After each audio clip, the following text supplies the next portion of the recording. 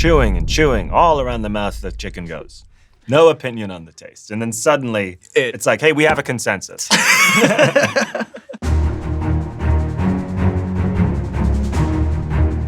Hey, what's going on, everybody? For First We Feast, I'm Sean Evans, and you're watching Hot Ones. It's the show with hot questions and even hotter wings. And today we're joined by John Mulaney. He's an Emmy Award-winning writer and comedian who rose to prominence during his time at Saturday Night Live, and the time since he's done everything from an acclaimed Broadway show to a children's musical and a number of beloved comedy specials, including his latest, Baby J, which is now available to stream on Netflix. John Mulaney, welcome to the show. Sean, thank you for having me. Do you let viewers know that it's 11 a.m.? You know, it's sometimes it comes up along the way, yeah. you know? Okay. And that for some, this is their first anything that they've tasted for the day. You and I both are having hot sauce for breakfast. And you're right. I think it is important to be transparent about that fact to the audience watching at home. Maybe, or maybe not. I mean, it's of note.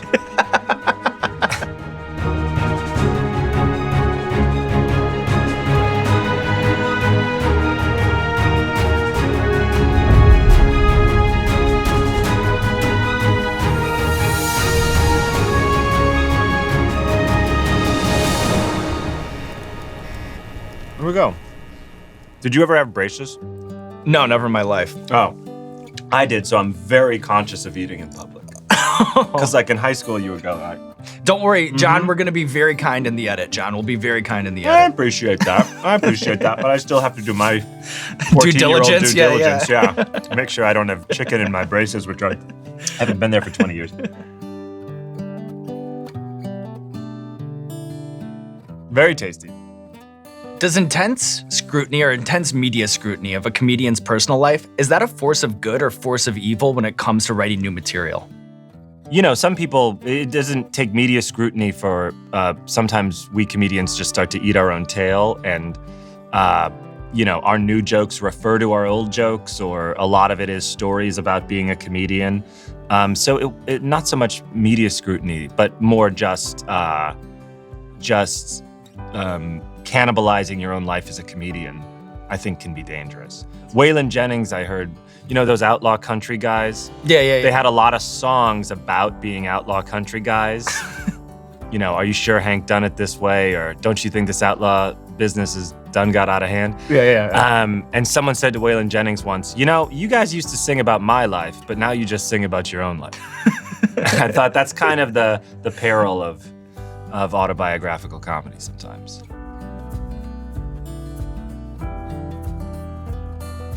Curry verde. What does that mean? Green curry. I thought it meant true. Verde for a second I thought meant truth. And I was like, oh, what an interesting name. It means green curry. Very, very nice. There we go, 2 for 2. 2 for 2. So as a teenager, I understand that you spent many a weekend poring over archival TV footage at Chicago's Museum of Broadcast Communications. Did you have a favorite exhibit or curiosity? Like, did you ever find yourself marveling at Bozo the Clown memorabilia or take a moment to visit Edward R. Murrow's plaque at the Radio Hall of Fame? I did see all those exhibits.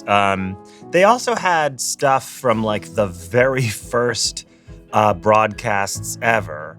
And they had these puppets called Kukula, Fran, and Ollie, which I guess, you know, were the original Coco Melon. This was like the hottest children's programming. And they're the rattiest little jive-ass 1951 puppet. You can't imagine that this was a show, but it was. They just look like socks or like the leather thing you put over a golf driver. That stuff was interesting to me. I went into the archives, though, because my parents got me this thing that was the best of Johnny Carson. So it was like a video, and it had all these famous clips of Johnny Carson on it. So I was really interested in that, as most 10-year-olds are. And so I went down just to watch full episodes of Carson, just like a full episode from a random day in 1971, and see what it was like. And it was interesting because they're not that good. Like, they're not all, you know, not every show. People look back on that sort of... well, you pick... I mean, if you're on the air for 30 years and you have 5 good bits a year, you've got, you know, endless reels of the best of. But it was nice to see just sort of meandering interviews, bad monologues. It really comforting in a way. It was comforting in a way, yes. As I began my career as a broadcaster, that they're not all hits. What does that mean, lemon pepper? It means green curry. It means curry of truth. Is this a light flavor? Yeah, we're still in sort of a delicate touch kind of I stage. I assume from how many we have that you have to taste yourself. But also, just in general, this is a little even lighter than the Curry last one. Verde. Yeah, we're pulling. We're moving some levers. We're pulling some levers over here, John. Playing some psychological games. Shades of light and dark. Yes. That's very good. No need to name names, but what's the worst reaction you ever recall getting from an SNL celebrity host to a sketch that you've pitched them in? Josh Brolin. You said name names, right? No. Josh Brolin went, well, this isn't funny. As I was writing something and I started to walk him through it. And he went, yeah, no, but that's not funny. And it was so a matter of fact. I wouldn't even call it the worst. I found it It's very actually like refreshing. valuable feedback. Completely valuable. And it was early enough on Tuesday night that I didn't proceed with it. It actually was, I'm not answering your question because it was such a gentlemanly exchange of ideas. Hey, Josh Brolin, do you like this idea? Let me see. No, that's not funny. That I actually, he did me quite a service. There were others who, I remember we had a joke when Mick Jagger hosted that was, hey everyone, I'm Mick Jagger. So mothers lock up your daughters and daughters lock up your mothers. And he listened and he went, no, I don't like that. And I actually remember I made Seth Meyers read that one because I was going over a bunch of jokes and we got to that one. It was, let me redo that. The joke was, I'm Mick Jagger, so mothers lock up your daughters, or should I say daughters lock up your mothers? And when we got to that one, I just handed it to Seth and was like, and then there's that one. You could read that one.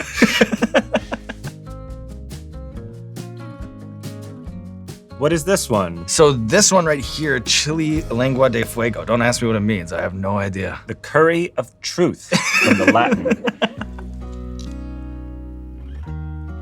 What do you remember about performing at the Note in Wicker Park? Was that like the first place that you ever tried stand-up? Yes. I was 18. I did sort of like, there was a variety show at the Note. I remember being very frustrated that I wasn't way, way better immediately. After watching comedians for 18 years, I really wanted to begin excellent. At that level. Yes, and I really had no tolerance for my own level at that moment. And but it was very fun. It was one of those things where, and this is a lot of early comedy, the audience is the other people performing, and then in the very, very beginning, it's often a bunch of people that you invited, family and friends, who you're then quite resentful are there. Once you get up and it's not going that great, you're like, and why all these motherfuckers even in the audience? God damn it. Well, look at you now, John. Look at you now. Look at me now. Look at 11 you now. a.m. pounding chicken.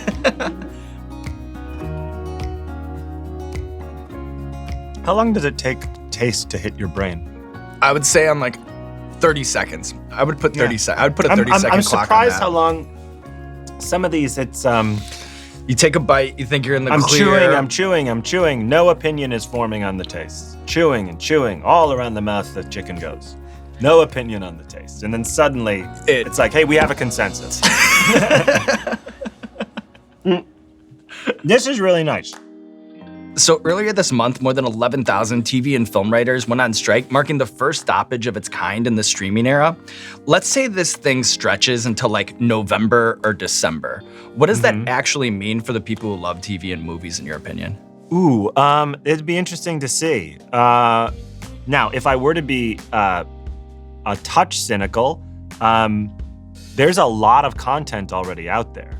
And, you know, I feel like we've all been saying that for years. Like, God, there's so many shows. And now we'll see how many there are. 'Cause you only have the ones you have. If everyone's just going to continue watching streaming TV, I wonder when it will hit a point where you go, there's not. It's, as a viewer, it's frustrating that there's not new stuff. What to you, like if you take money out of the equation, like what do you think is the most important wedge issue that's like at stake in this negotiation? Because so much has changed since 2007 and the last one. It's interesting. On the picket line, I've heard more and more about AI, which I thought was not a fringe issue, but kind of off to the side. But maybe as a comedy writer, like, maybe you're sort of insulated, because I don't imagine AI being, like, funny. Okay, I also am very confident that there is something about that there is a profound difference between knowing you're hearing a joke from a person and knowing you're hearing it from AI. And the audience isn't just looking for the actual like a mechanical content laugh. of the mechanic. Yeah. But I have famously terrible instincts, and I've never known what's going to happen in the future. So what do I know?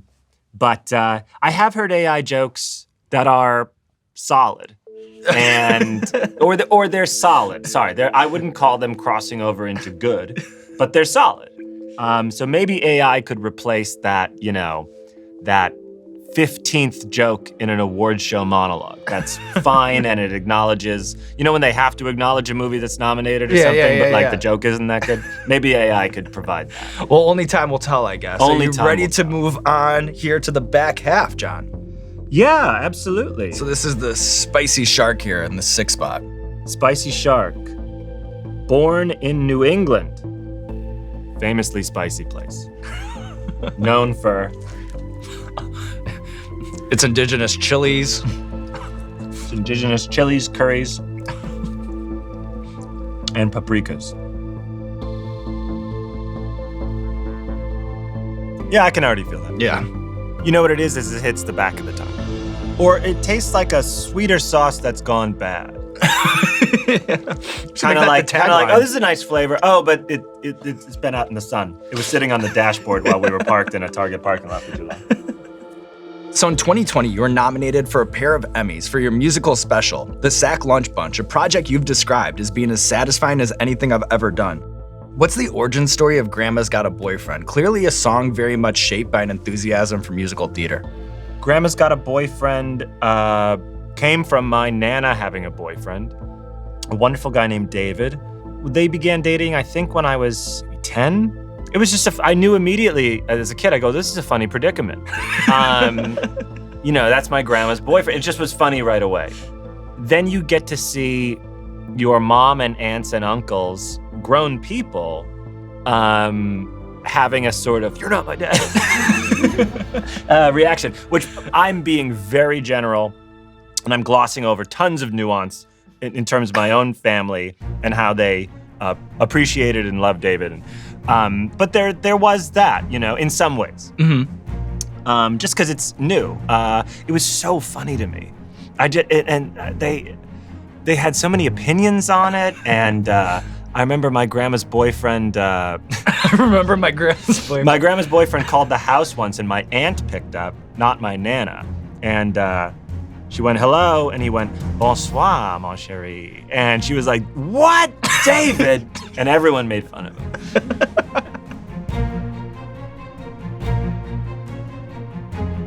Adobo loco. That means crazy house.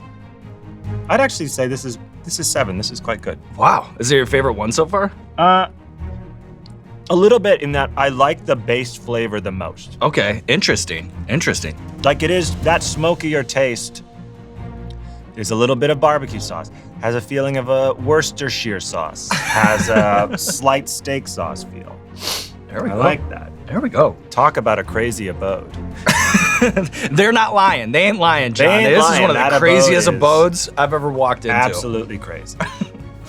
People kind of don't remember that these shows like Best Week Ever actually had really funny people like you and Michael Che on them. Did you find that to be like a good way to drill comedy, or are they kind of Yes. different skill sets? No, Best Week Ever was a great training ground, especially for Saturday Night Live. You have these, rather dry prompts of something that happened in the news, and you have to come up with 5 jokes for it. But in general, I liked assignment writing. I still like assignment writing. Like, if I write a joke for someone's award show monologue and they do it, watching that, I think that's the most satisfying thing still. Really? You like Yeah. to you'll watch someone else hit the home run? And then whoever I'm with, I go, that was my joke. That it really is fun. When it works. Does it? No, it's also funny when it doesn't work. Yeah, that's what I was gonna ask. Very funny when it doesn't work. Can you imagine? Because they trusted you.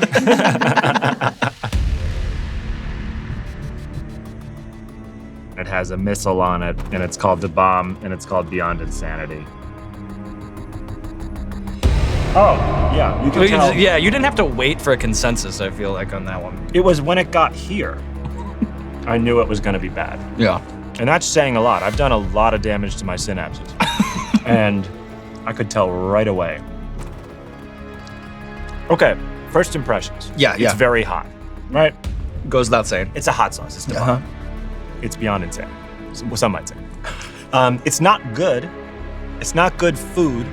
You understand? Yeah. It doesn't make food better. I follow. I'm not trying to damage their business. Not a good product. I think this is their business and product is missing the target that much. But you're kind of like straight face.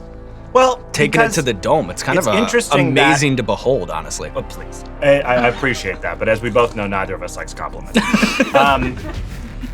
Certainly hot, but it is. I'm more struck by the flavor. The flavor's metallic and poisonous, kind of. It just sucks. Yeah. It's just not a thing where you go, I'm gonna put a little bomb on this. Yeah. No one says that. Do you have a Mount Rushmore of comedy albums, the top 4 of all time? Ooh. And tears are coming down my face now, I feel. Me too. Yeah. Shared suffering right here. Sure. Okay. 4 to chisel into the stone. There we go. Strategic grill locations, Mitch Hedberg. It felt at the time like there were lots of Hedberg imitators, but I think in large part they've fallen away, and now you're just left with this totally singular voice. I mean, at one point he just says, I wish I had a briefcase handcuffed to my wrist. All right. Like that, there's no joke even. It's just a fun thought that he has. That was always very inspiring to me, that sometimes you can just say things that aren't even like set up punchline. I've never cried this way. Yeah. Where I'm not actually feeling it, they're just rolling down the side of my face. Bring the Pain. Chris Rock's Bring the Pain. Very, very unique, very against the grain.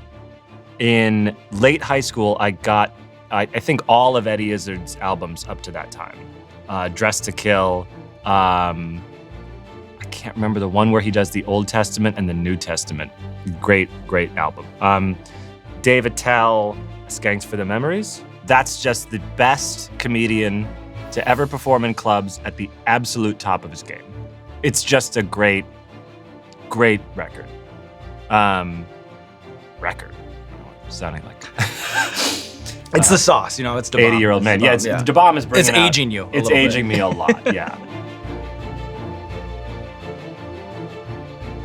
Alchemy. I should slow down because something might hit me that I'm not aware of yet. But at first, I wasn't gonna get in your way. I just like letting the runaway train go. I'm just trying to keep up. Tastes like fish food. Oh, you know what? Do you taste that? Yeah, well, I've only ever smelled fish food, but I'm making the connection right now. Thank you. Let me be clear. It tastes like how fish food smells. I don't know why I'm so defensive. Like, if I eat fish food, that's fine. That's my choice.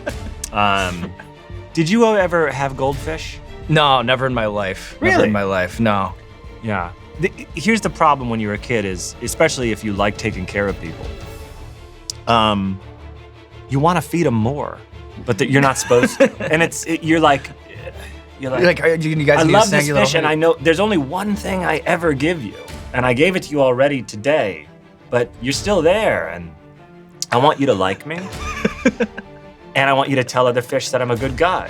So I'd love to feed you again and again and again, but you can't. You can't do that. It's really hard. I think it's a very being a fish owner. It's a very good test for people-pleasing children. Can you have a boundary with this fish? Right. And it's food. And it's hard because but the results are that you could kill the fish. It's really stressful. I know. It's fucked up, actually. I relate. Let's find a new way to feed fish where you can do it multiple times a day. Yeah, you don't have to be so burdened emotionally. What exactly are in these flakes where if they have it twice, they die? Sounds like it's a problem with the food manufacturer.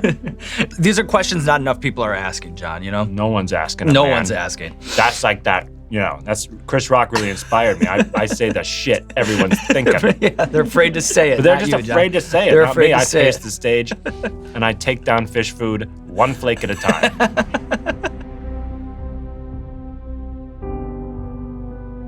Do you recommend just one tap? Just a nice little tap. Let me see yours.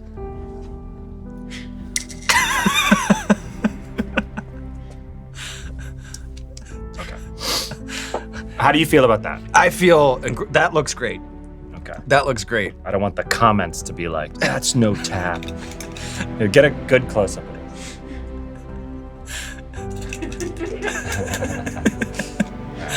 I don't know why I'm trying to do this. Yeah, you really don't have to. I know.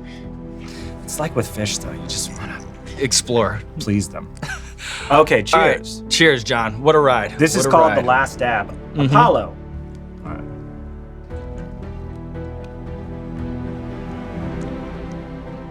Tangy. This is still food, though. Right. And the bomb wasn't. Exactly. The bomb is something else. A cologne, maybe. Yeah, maybe just... Like, this is... Like, I'm still eating this. I know, I can see that. And actually, it looks like you've cleaned pretty much the whole plate. Now, this is the bomb, I believe. Whoa. No, this You're not one going here. back. Yeah. No, I'm not going back. But that one I did not do too much damage on, I have to say. But you know what? For 11 in the morning, that is wreaking havoc right there. And to close things out, John, we have a little bit of a surprise for you, all right? So Okay. you close out your special with this 8-minute-long autopsy for an interview that you did with GQ's Fraser Tharp. Yes. Fraser Tharp used to work in this very building. He walked these very halls, and Really? thankfully, his contact information is still active. So we reached out to Fraser to give you the final Wing 10 question. So this is the Fraser Tharp with a Wing 10 question for you. All right. My question to you is, at what point did you realize when you were writing from scratch and what would become Baby J that you wanted to take our interview and make it not only a big part of the special, but the grand finale? It's good to see Frasier. He's just like I remembered him. The first time I got on stage after being away in a rehab for a couple months was in May of 2021 at the City Winery in New York on the West Side Highway. And I don't know if I opened with the interview, but I got to it pretty quickly. Maybe the 4th or 5th night I was doing City Winery, Chris Rock came by. He said, you should walk out and immediately open with the intervention. And I did for a long time. And so I did that night, so I had to put the interview, because it had such big laughs by that point, last to close the show. So it started closing the show in May of 2021. It was very, I remember when it came out, the interview, I was in rehab and I was reading it, and it was a very bad time in life. I did think to myself, this is very funny. Well, John, Yes. the Wings of Death, a distant memory that we can look back on like old Johnny Carson episodes. Yeah. You have lived to tell the tale, and now there's nothing left to do but roll out the red carpet for you. This camera, this camera, this camera, let the people know what you have going on in your life. Oh, thank you. I didn't know this was part of it. Hi. It's me from All the Wings. Amazing to be part of a 21st season of something. It's an honor to have been here. It was very interesting to go through these. They really pace them out in a way that you think you're safe and then they kick you again. Like, it's not just easy to hard. It's not a perfect curve. I have a special called Baby J on Netflix. I'm very proud of it. I've enjoyed all my comedy specials, but this one I think is the best I've done. I hope you check it out, and I hope you enjoy it. But more importantly, I hope you check it out, because that means it gets streaming ratings that I will never get any information on. I also have nothing else coming up. There's a writer's strike. I'll be picketing maybe Warner Brothers at some point. Come out and bring us water or something nice like that. And that's it. Oh, I'll continue being a comedian. Thanks. Thanks, John. And that's the Hot Ones experience. That was amazing. I might have already kind of burned off some taste buds. Like, I don't know how good this is, but I did think to myself, like, this is actually something I would have again. Well, you know what? We're gonna pack it up and you can have it. Hey! You can have Thank you. Well, then if I'm taking it home, I Yeah, really yeah. better Might want to nail the figure out cap how to on put this. that on. Thanks. This was awesome, Sean. Thank you. You had a good time. You had a questions good are time. great. Oh, thank you. You're the Thank best you. research. You didn't ask me anything I've ever been asked before. Thank you, everybody. Hey, what's going on, Hot Ones fans? This is Sean Evans, and if you've ever watched Hot Ones and wondered to yourself, how hot are those sauces really? I could get through that with no water or milk. Well, now is the time to put your money where your mouth is. The Hot Ones Season 21 lineup is now available in its entirety at heatness.com. Heatness.com. That's heatness.com to get your hands on the Season 21 Hot Ones hot sauce lineup. Milk not included. Be careful around the eyes and get them while they're hot.